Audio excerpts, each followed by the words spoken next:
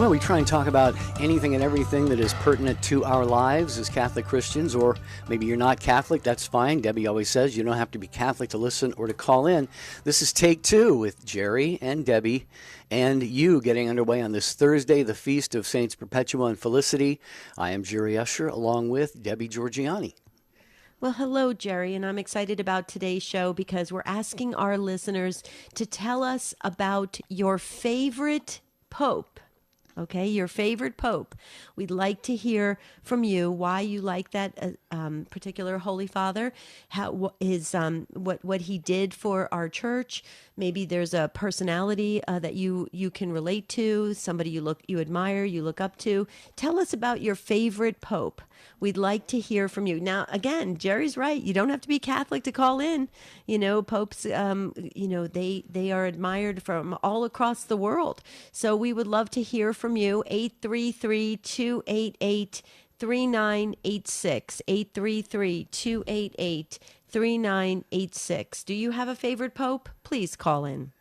Yeah, that phone number is open right now, and you will get through without any problem whatsoever, and you will speak right away with Matt Gabinski, our call screener. Charles Beery is our producer on the controls today. Michael McCall is monitoring social media, so I'm waving at those of you watching on the video stream on YouTube or Facebook, EWTN's channels online there. But we'd love to hear your beautiful voice as well. 833-288-3986. And the answer to this question for you might depend, perhaps, like many of us, might depend on your age and when you were kind of growing up or when you kind of took your faith seriously, or if you have a favorite, maybe it's St. Peter. Maybe St. Peter is your favorite pope. You just love his personality and the characteristic traits about him. Maybe it was a more recent contemporary pope. Maybe it's Pope Francis. Maybe it was a recent pope. Tell us who your favorite pope is or was when he was living, and if you got maybe a reason or two why that is. 833-288-3986. And Jerry, I'm so glad you're waving to everybody on YouTube and Facebook because they like to have their chats going. And you guys are so sweet. I know I've gotten the messages early this morning. You guys are praying for me. I'm still under the weather, but I wouldn't miss this show. I wanted to be here because I do have a favorite pope. It's actually the same one I think that you share, Jerry. So we're going to talk about him in a moment. But we'd really want to hear from our Take Two family. Please weigh in on this. Don't sit this out and just listen.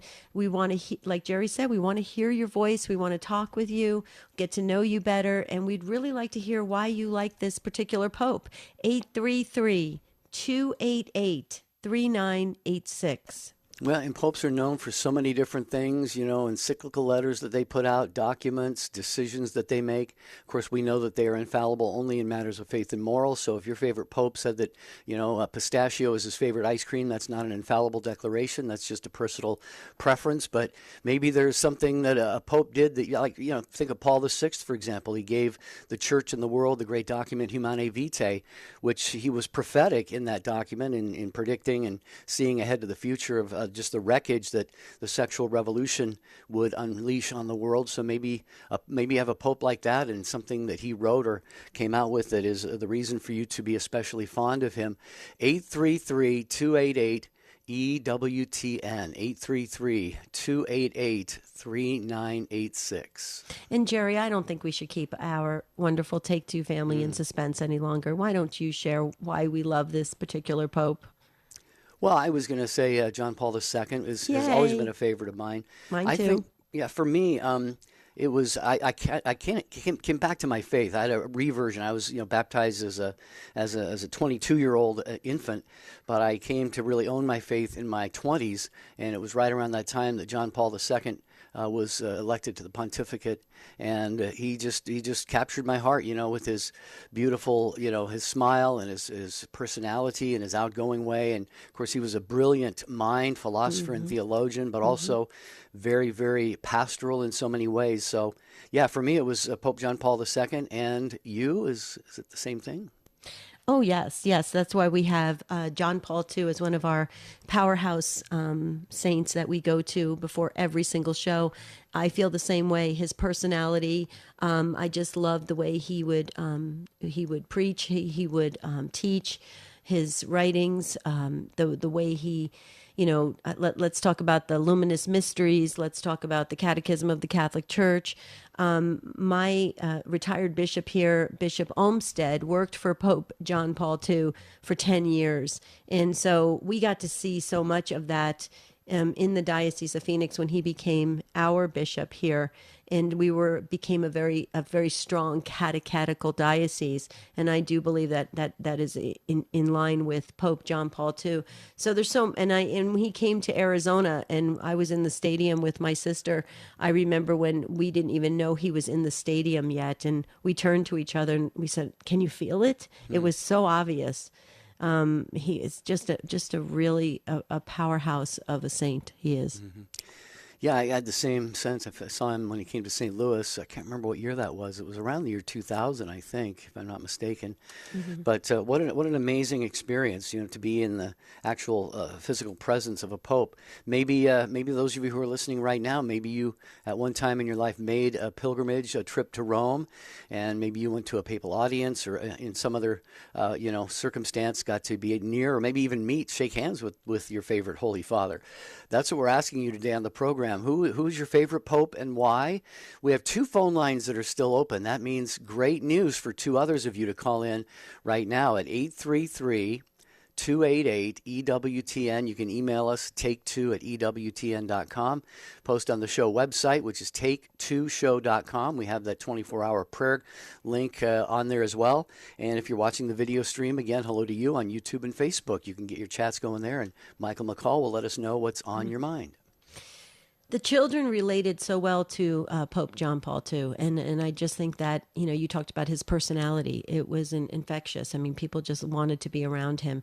He had that type of demeanor, and some people said, well, he had that acting ability, and that is true, but that also makes you very relatable. And he knew how to really get the people energized and excited about their faith, and I think that is wonderful. Now, in 2013, Marty and I went to Italy, Jerry, so we did get to see Pope Francis, and that was exciting as well. Excellent. Well, we have a lot of calls we're going to get to, but still an open phone line here on Take 2 with Jerry and Debbie and you. It's your show. Make it another great one by telling us who your favorite pope is or was. 833-288-3986. We're coming right back. Stay with us. This is Dr. Matthew Bunson. Join us for the news and topics that affect your life on Register Radio, Saturday afternoon, 4 Eastern on EWTN Radio. Welcome to Catholic Blitz, and in the hot seat today is Father Kenneth Briganti. Your question is, what is purgatory? In 1 minute.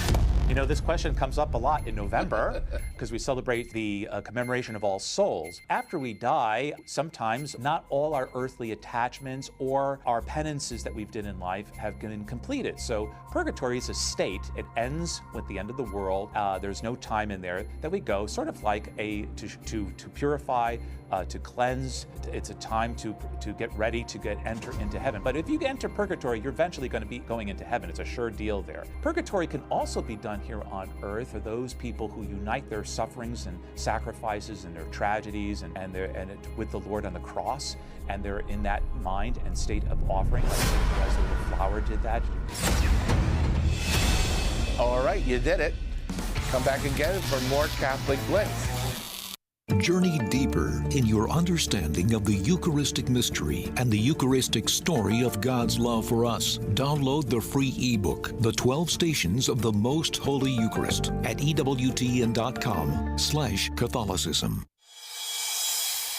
EWTN. Who was your favorite pope? Tell us about him and why. Maybe you got to meet him. Maybe he did something, said something, wrote something that was very really important to you, meaningful to you. 833-288-3986. And we will get to your calls right after I tell you that EWTN Publishing has a book out called Guideposts for the Journey Home. It's by Marcus Grodi. You may remember him very well. He was the founding host of The Journey Home on EWTN and did that for over 25 years. It enjoyed immense success. And Marcus Grodi in this book shares personal stories of conversion, hope, and renewal to help readers stay close to Christ and His Church amid life's storms Norms with some of the show's finest interviews, including answers to real-life questions posed by viewers.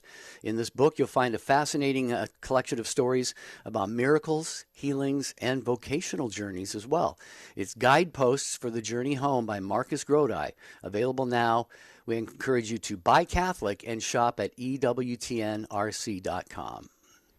Okay, it sounds great. We want you to tell us about your favorite pope at 833-288-3986. And first up will be Father Silouan in New Mexico. Father, welcome to the program. Thank you. Hello. Go right ahead, I sir. want to say Gregory the Great. I love Gregory the Great. And I think I'm an Orthodox monk. I'm not Catholic, but I want to put a plug in for Gregory the Great because he was really, for a monastic pope. And I think what we really need in our time are those contemplative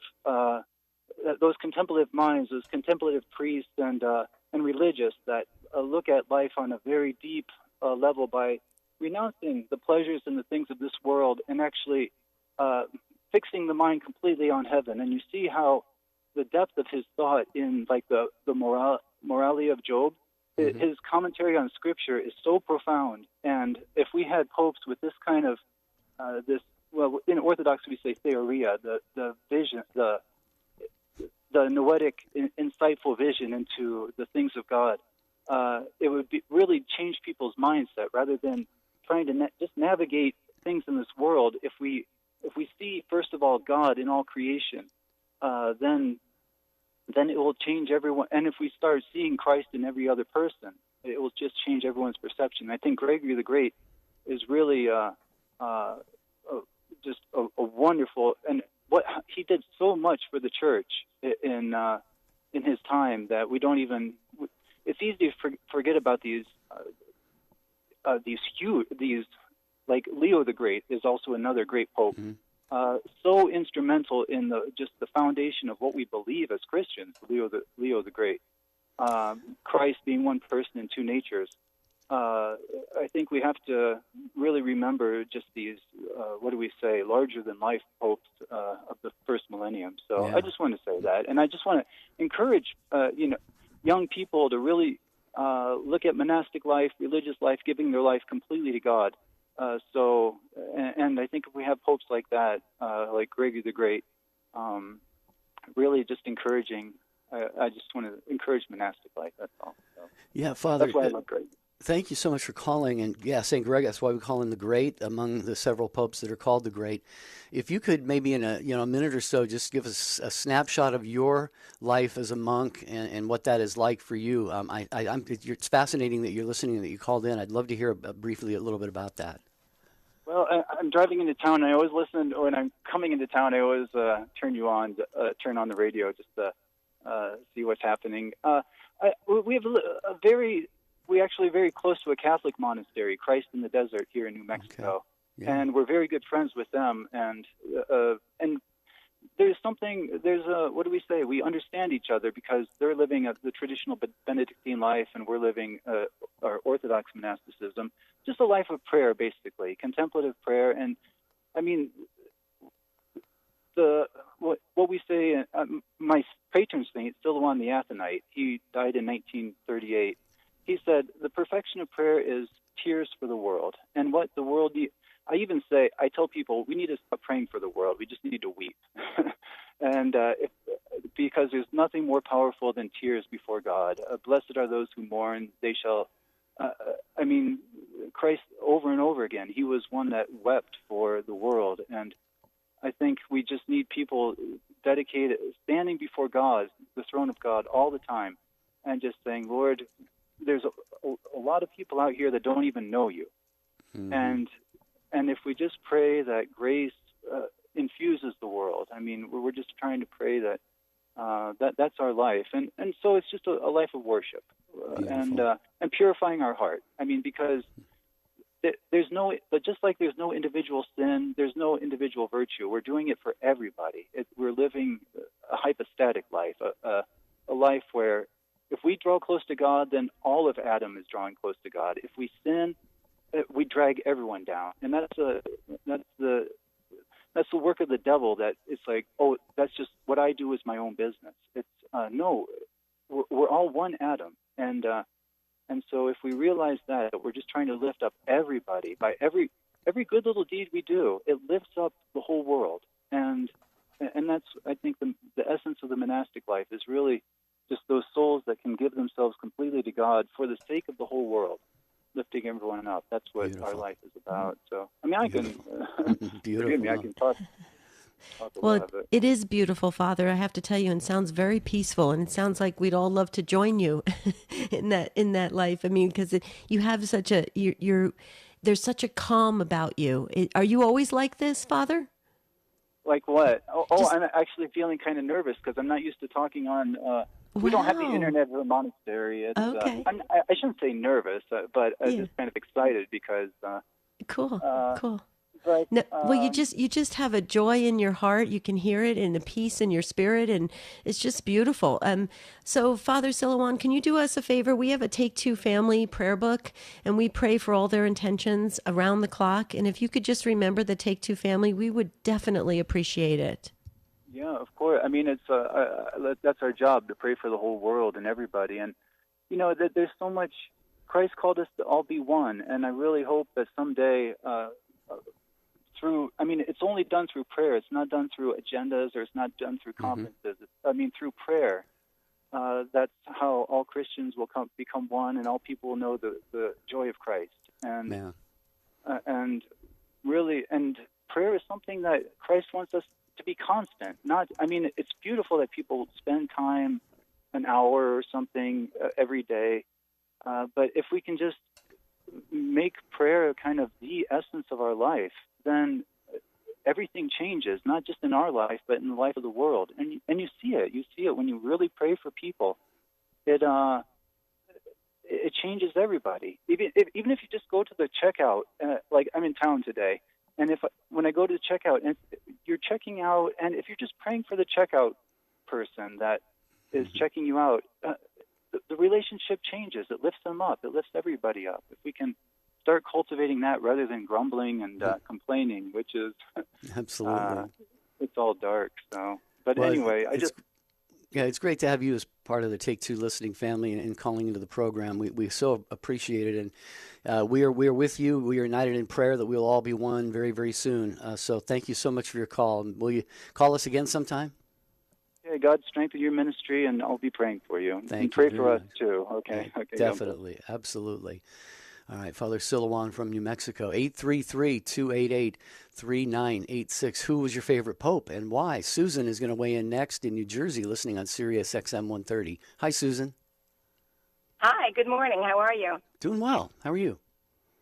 I'm very well, thank you. My favorite pope is John Paul II. Mm-hmm. Not only because of all the different things that he did for Poland before becoming a pope and afterwards, and how much he reached out to all the youth of the world, but he also spoke to me spiritually in that he devoted his life to Mary. He went through, I believe, St. Louis de Montfort's true devotion to Mary. One of his favorite things to say was totus tuus, and that inspired me. His example inspired me to make the consecration as well. So he is my hero, so to speak. And seeing him in two different times when I went to Rome, I saw him, and yes, the minute he went into the audience, you knew that you were in the presence of someone very holy and very spiritual. Mm-hmm. So he is my favorite. Well, that's beautiful, Susan, and it certainly sounds like it has really kind of been the impetus for a great, deep Marian devotion on your part. It sounds like. Would that be safe to say? That is safe to say. I'm in the midst of making my consecration right now. Oh, good. Excellent. Yeah. Well, you're going to do it, the St. Louis de Montfort consecration? Exactly. Yeah. Exactly. Wow, that is beautiful. Well, we'll pray for you on that because I have made that consecration, and I know a lot of people who have, and it really is a life-changing devotion and consecration, Susan. So you're in for some beautiful blessings and graces, and maybe even a little bit of opposition from the other side along the way, too. So we'll keep you in prayer, Susan. Thank you so much for being part of our broadcast today. Thank you, Susan. You know, Jerry, Susan brings up a memory. Remember when the assassination attempt of John Paul II, and he credits the Blessed Mother for saving him. And so how close he was to the Blessed Mother, I so agree. And then Susan mentioned Poland. You know, we can't forget how he promoted divine mercy throughout the world and all the churches. I mean, so many things Pope St. John Paul II has done for all of us that we are now living those devotions because of his great strength and his great dedication. So I agree with Susan. Yeah, same here. Thank you again, Susan. Marty's in Cleveland, and he's listening on The Rock today. And we welcome Marty to the program. Hi there. Yes, good afternoon, everybody. Good afternoon. Welcome. Good to hear you every day, and looking forward to the fundraiser coming up here pretty soon. Yeah. All right. My favorite pope is St. John the 23rd for two reasons. One, the story of how he eventually became the pope, and then he started the Second Vatican Council. But the big thing is, in reading his story, I mean, the Holy Spirit was just working right through the whole thing and getting him into to be the Pope. And I always loved the remarks that he made when he was praying. After he was done praying at night, he'd say, Lord, I just took care of your church all day, and I'm tired. And so now I'm going to bed. It's your turn. And that's kind of like a real trust, and it encourages me to realize that I don't have to take everything on when God can, he's God and I'm not. Yeah, so, absolutely. And yep. I think, Marty, if I'm not mistaken, it was also attributed to him. A reporter or somebody asked him, how many people work in the Vatican? Yeah. You remember his answer, right? Yeah, I think he said about half. About half of them, yeah, right. Yeah, about half of them. Yes, that's right. Yeah, and when he, I heard too that on the night of his inaugural as Pope, he went over to the seminary with with a little wine and some sausage or something to celebrate. So yeah, I don't know if that's a true story or a legend, but that just tells me. And he was, I don't know, just somebody that you just wanted to be around, I think, because his smile, and he was kind of roly-poly too, So. Yeah. And he's a saint, which makes him somebody who can intercede for us and we can pray to on behalf of all of our intentions. Marty, God bless you. Great call. Thank you for your contribution to the discussion today.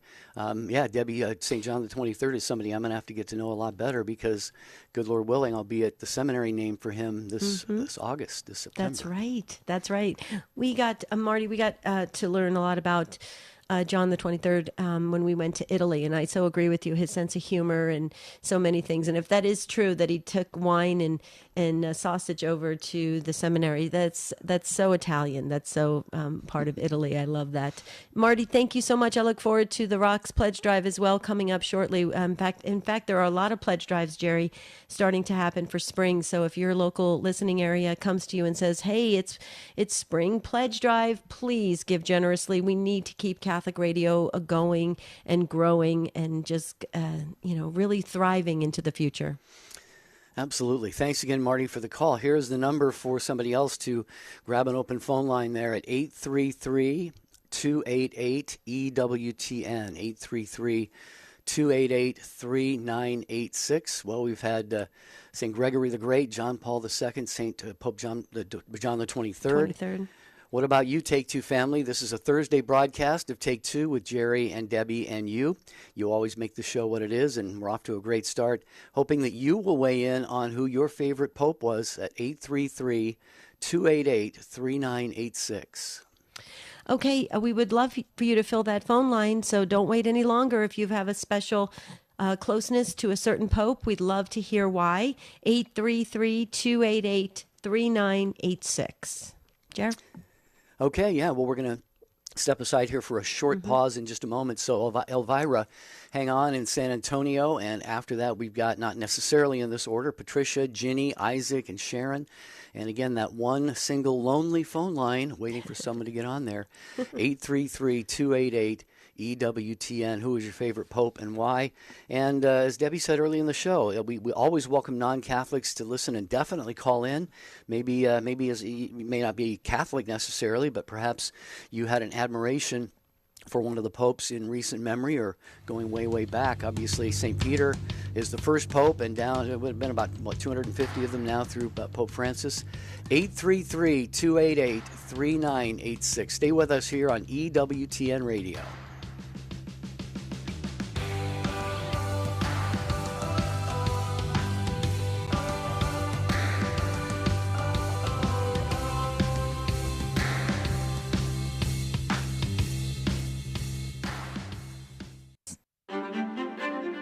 Take Two with Jerry and Debbie is on YouTube. Search YouTube to find the EWTN YouTube channel so you'll never miss an episode of our show or any of your favorite EWTN radio shows. Hi, I'm Doug Keck, inviting you to join me next time when our guest author is Carlo Broussard. His book, The New Relativism, Unmasking the Philosophy of Today's Woke Moralists. In our culture today, relativism is not as blatant and in your face, it's hidden. And it's hidden behind modern moral absolutes that many within our culture have embraced. Next time on Bookmark. Saturdays at 4:30 p.m. Eastern, Sundays at 9:30 a.m. Eastern on EWTN Radio. Have you ever heard someone say, the Catholic Church is just a bunch of rules and regulations and do's and don'ts, and it's against freedom? G.K. Chesterton says, Catholic doctrine and discipline may be walls, but they are the walls of a playground. Freedom exists only within the rules. The greatest act of freedom is obedience, not disobedience. Breaking the rules never makes us happy and certainly does not make us free. God's rules are for our good, not to restrict us, but to protect us. This is how the truth sets us free. Chesterton says that while the Church has established rule and order, the chief aim of that order is to give room for good things to run wild. Spend more time with the Apostle of Common Sense. Visit chesterton.org for more information and go to EWTNRC.com to discover more books and programs written and inspired by G.K. Chesterton. Conversation about God's truth along with guests and your calls. I'm Deacon Harold Burke-Sivers. Join me for Beacon of Truth today at 4 p.m. Eastern on EWTN Radio. Now back to Take Two with Jerry and Debbie. I am Jerry Usher with Debbie Georgiani and the show team, and we thank you, the affiliates, for carrying the program each and every day. If you know someone who doesn't get a chance to listen when the live broadcast is on right now, it encores at midnight Eastern Time on most of these same EWTN stations. Today we're asking you to weigh in on the question, who was your favorite pope?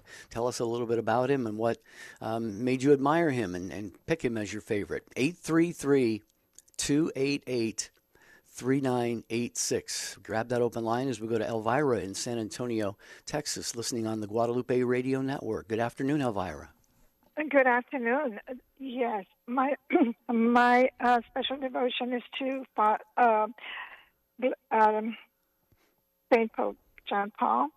Reason being is one primary reason is his Marian devotion. Also, in 1987, he visited San Antonio.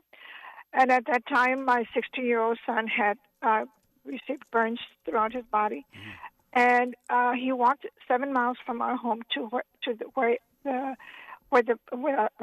he was being at. And, also, the same son now is 55 years old, and he December the 27th had a quadruple bypass. So I'm calling so that you will put him on your prayer list, and also in when he was canonized, when Pope John Paul was canonized, my deceased husband and I were in Rome, and that was a beautiful experience. We stayed walking distance to the Vatican, and there were so many people there. There were like my understanding, like 300 buses from Poland. There were people everywhere, and the noise was very, very loud. But the moment that the Mass started, everything became so quiet, and all you could hear were all the churches throughout Rome. Beautiful, beautiful experience. I just wanted to share that. Well, that is all very moving, Elvira, especially the story about your son, and we're definitely going to pray for him. We'll get him in the prayer book going right away. I know Debbie's already done that. Could you just repeat briefly, if I had it right, you said your son, at the time that John Paul II visited San Antonio, your son had been badly burned or something, I think you said, but he walked, 7 miles to be able to see Pope St. John Paul II? That is correct. He was still wearing his bandages and the pressure garments, and he was being homeschooled. But that day I went to work. I didn't even know he was going to do that.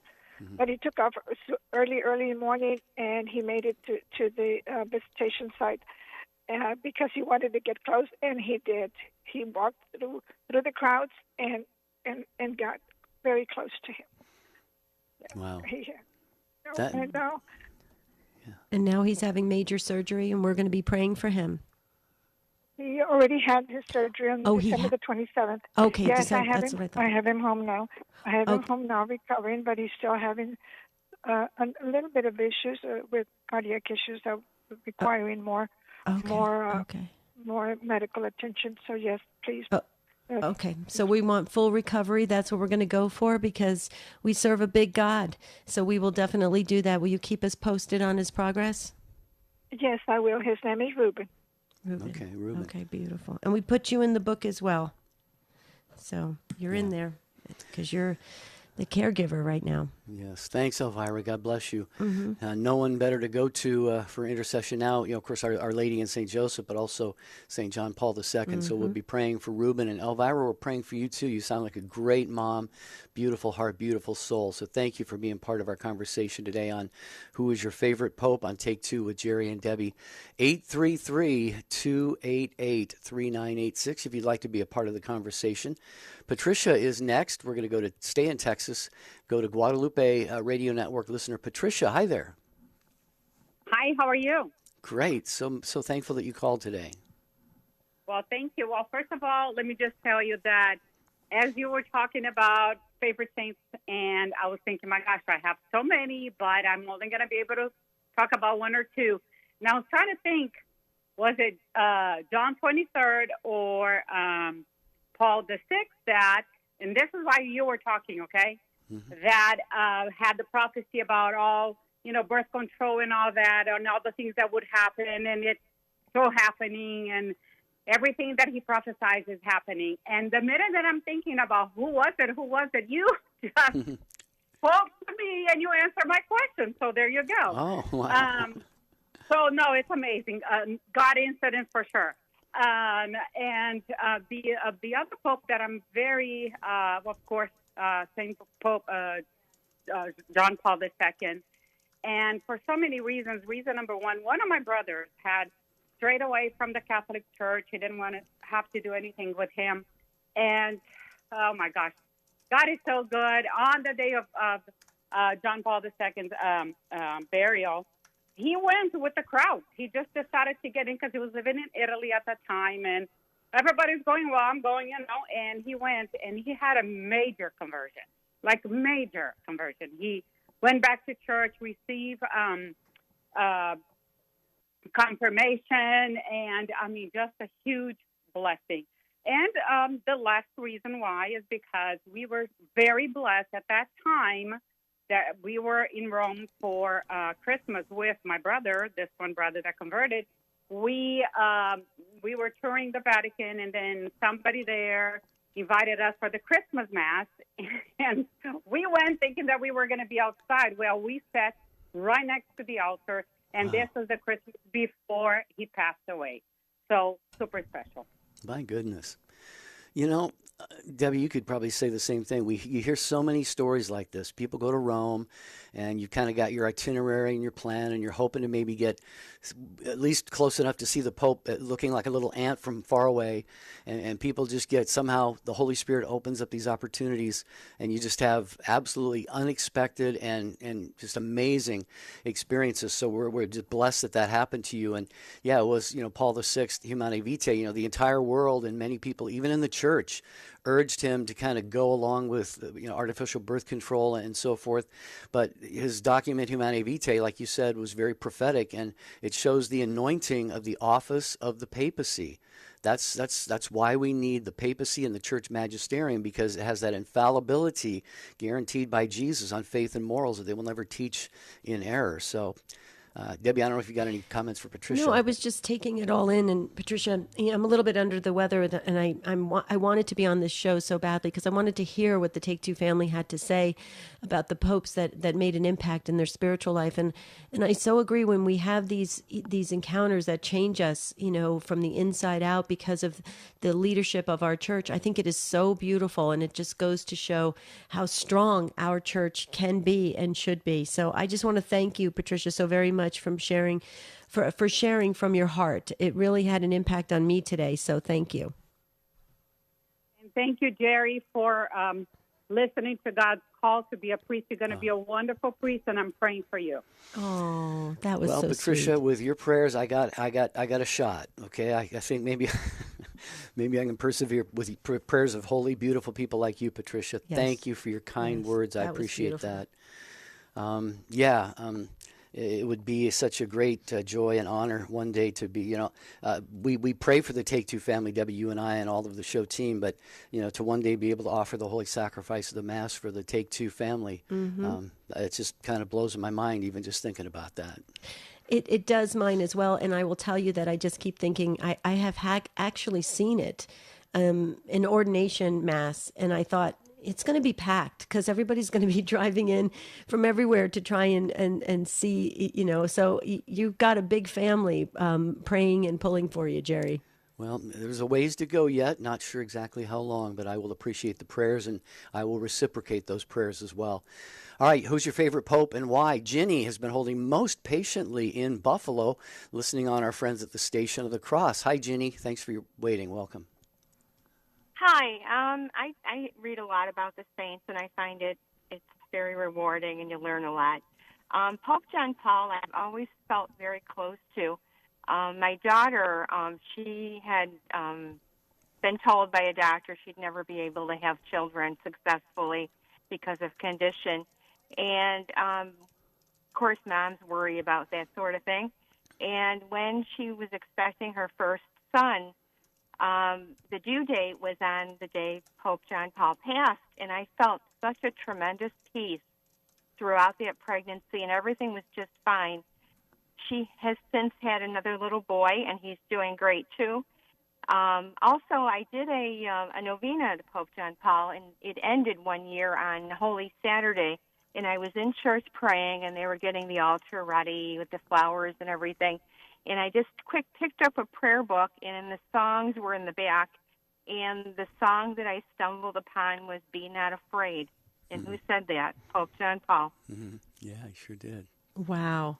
So when your daughter was due, it was going to be on April 2nd. Is that how that timed out there? Right. Yeah. Because that's when he entered into heaven. Wow, that is powerful, and that's coming up right around the corner too. I know that a lot of people are taking note of the dates in recent times, because it just seems as though so many of the saints are very active, and it sounds like John Paul II has been very active in your life, Ginny. There's the "Be Not Afraid" connection. Totally, I would say that's a sign if it were me. What do you think? Yeah.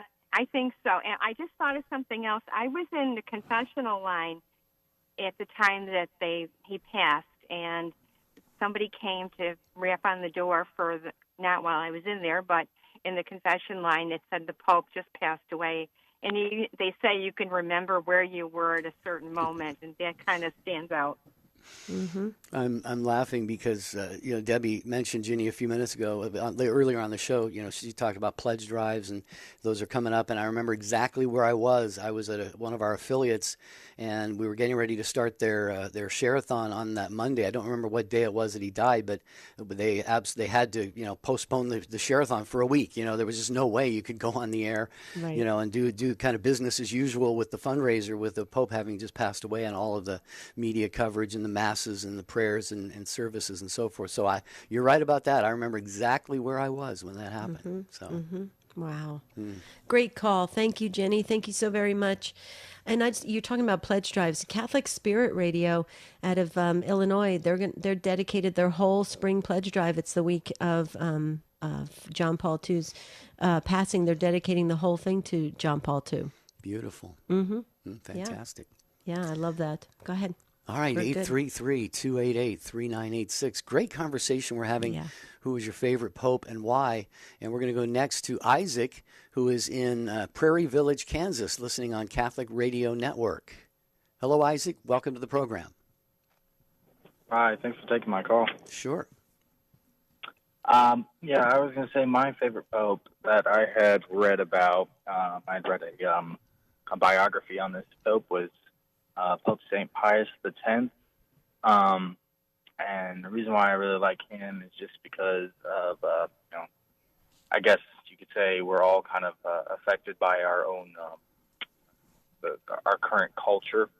And even though I believe he was, I might have his dates wrong, but I believe he was around sometime before World War I, about the time that he was the Pope. I might have that a little bit off, but that's about right. He was around that time.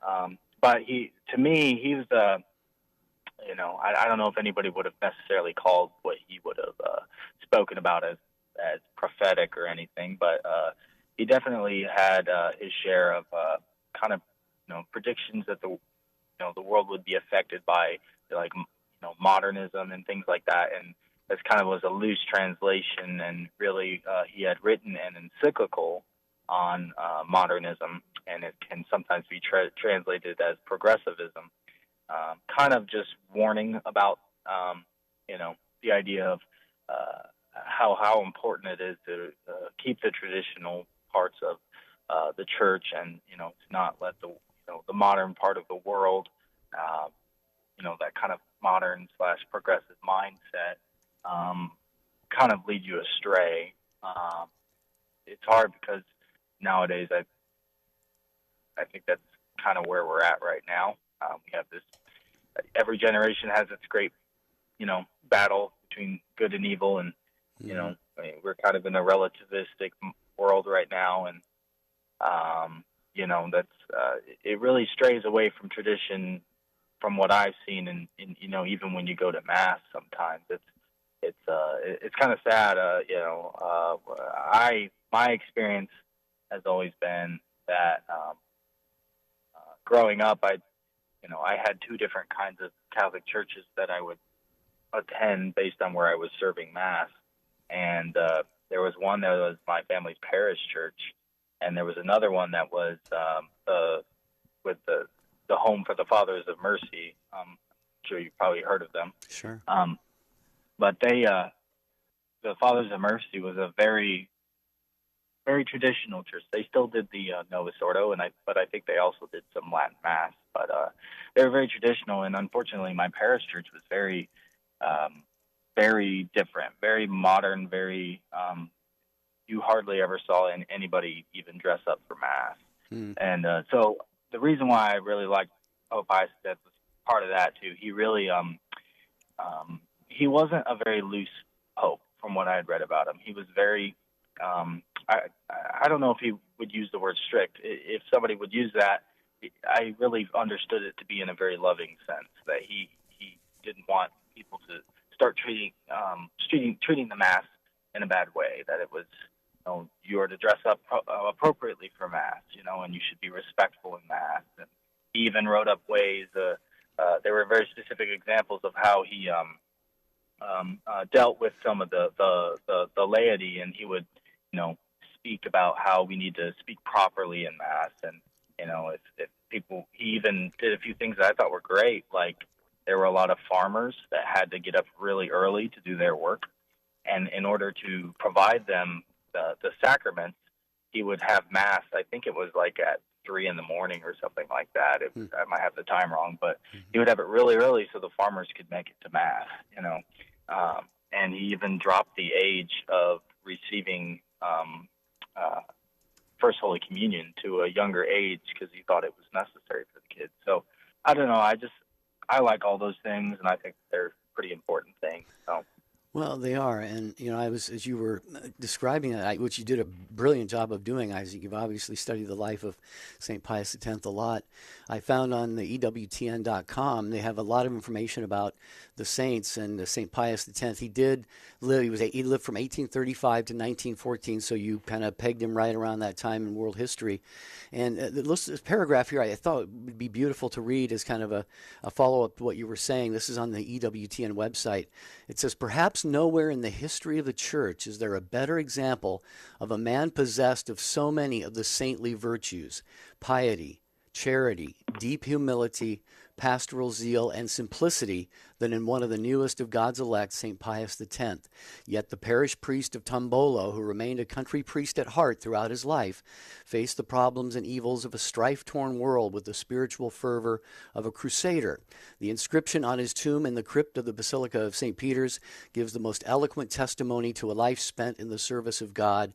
And here's the quote: "Born poor and humble of heart, undaunted champion of the Catholic faith, zealous to restore all things in Christ, crowned a holy life with a holy death." And Debbie, it just shows God raises up saints in every era of human history for just as the Bible says, for such a time as this. Yeah, that was very powerful. Isaac, thank you so much for sharing today from your heart. I agree with Jerry. You did that so eloquently. Thank you. Appreciate the call. Okay, Jerry, before we get back to the phones, boy, that was powerful. Where did you get that, on EWTN? Yeah, I just did a search for Pius X and wanted to get some information about his papacy, and that was on EWTN.com. Yeah, that's amazing.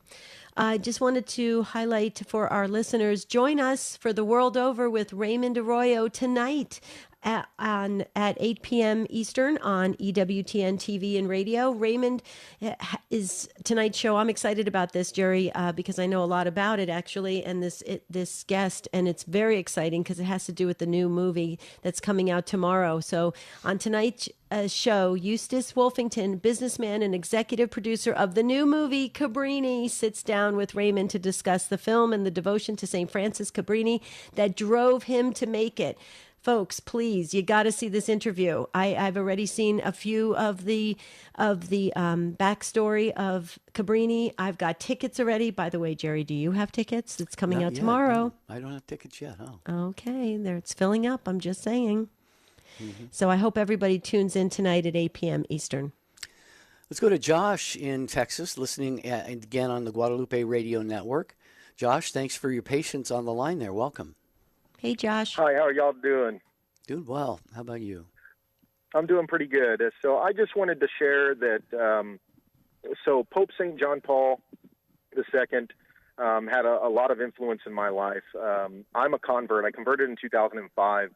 And my father, who was actually a kind of an anti-Catholic Pentecostal background, I'll never forget the first RCIA class I went to was on the papacy, and he wanted to go with me. Kind of had this disapproval mentality, like, I'm going to show them Catholics. And I went, and I was 16, 17 at the time. And when we were discussing the papacy, it was about a book called Witness to Hope, and we were talking about the life of the current pope at the time, Pope John Paul II, just before he passed into his eternal rest. And I'll never forget what my father said when we walked out. He looked at me stone cold, and he said, there might be something to this. Wow. Well, fast forward, that was in 2004. Fast forward to 2005, Easter of 2005, my father was baptized, received First Holy Communion and confirmation in the one Holy Catholic and Apostolic Church, and I was received by a profession of faith, by First Holy Communion and confirmation. My mother came back into the church, got their marriage validated. My sister just recently converted a couple of years back, And it's all because my father, who, is the spiritual head of our house, decided that was what was best for us. And it was all because of this class on the life of Pope St. John Paul the Great. And then another pope that I absolutely have a devotion to and love is Pope St. Peter. He's an everyman. And for me, I'm a sinner. I've done horrible things in my life that I regret. And when I read about St. Peter, just imagine him denying Christ. That was, arguably Christ's best friend. And he denied him 3 times. And yet what did Christ do? Christ forgave him. And he said, feed my sheep, tend my sheep, feed my sheep, and built Peter back up. And he was the first pope. And that just gives me ultimate hope, knowing that if Peter could do that, and I've done the things that I've done in my life, God's mercy and love is there for everybody as long as we ask for it. So those are my 2 favorite right there, and I just wanted to share that with y'all. Wow. I'll tell you what, Josh, this is a powerful phone call you just made and sharing all of this. And you're right, your father is the spiritual head of the family. That was the initial kind of breaking the dam, so to speak, where the graces started to flow in and through him into your family. But what just tell us what, just now that your family is all, it sounds like most of them, if not all of them are Catholic, practicing Catholics, and you go back and you look at, kind of the roots that your father had and so forth. What does that say to your heart, in terms of God, being patient and gentle and loving and merciful and all these beautiful blessings he's poured out on your family? It's going back to like St. Peter, after I converted, I joined the military, and, sometimes, you tend to, when you're young, I fell away for a while after I joined the military, and my life was rough. Full disclosure, I got into a civil union outside of the church, and it ended horribly because I did not have that sacramental grace. And now, because through the guidance of my father, he prayed for me all these years, I'm now 37, and all these years later, I'm now married in the one Holy Catholic and Apostolic Church to a beautiful wife named Jessica. I have 4 beautiful children, and they're all being raised Catholic. And it's all because my father, who's my spiritual head of my household at the time, has helped me and prayed with his rosary every single day for our family. Wow. You have to give us your dad's first name. Do you feel comfortable? I want to put him in the book. His name is Paul. Oh, wow. And your mom? My mom, she entered into eternal rest in 2017, but her name was Leah. Leah. And your dad's still with us, right? Yes, he's still with us, and he prays for me and all his kids every single day without fail. My dad works 2 jobs to this day. He gets up every morning, prays a rosary, Divine Mercy Chaplet for his kids, and to be honest, that's, now that I'm realizing it now, that's probably the reason I am so close to the church now, and I myself am I'm discerning a vocation maybe to the diaconate once I hit my 5-year mark in the diocese. Very cool. Yeah. Wow. We had a feeling, Josh, when you called. This is amazing. Jerry, what a perfect way to end this incredible broadcast on favorite popes. Josh, we don't know what else to say, but wow, right, Jer? Yeah, well, keep telling your story, Josh. It's amazing. It's beautiful. We'll pray for that. You hear the music, so we're wrapping up, but we're so glad that you joined us and got through and got on here before we ended the program. We'll pray for that possible diaconate vocation. I know it's the couple, the husband and the wife, have to be on board and go through all of that together, so we'll be praying for that, Josh. Keep us posted here on the program. We appreciate you being part of today's show. Wow. Favorite popes today on the program. This is and Timoteo and Michael and Jennifer. Thanks for your social media comments. Coming up tomorrow, a little bit of a different program, but not all that dissimilar to today. Is there another time in world history in which you had lived? That is what we'll talk about tomorrow. In the meantime, Saints Perpetua and Felicity, please pray for us. Thank you, show team.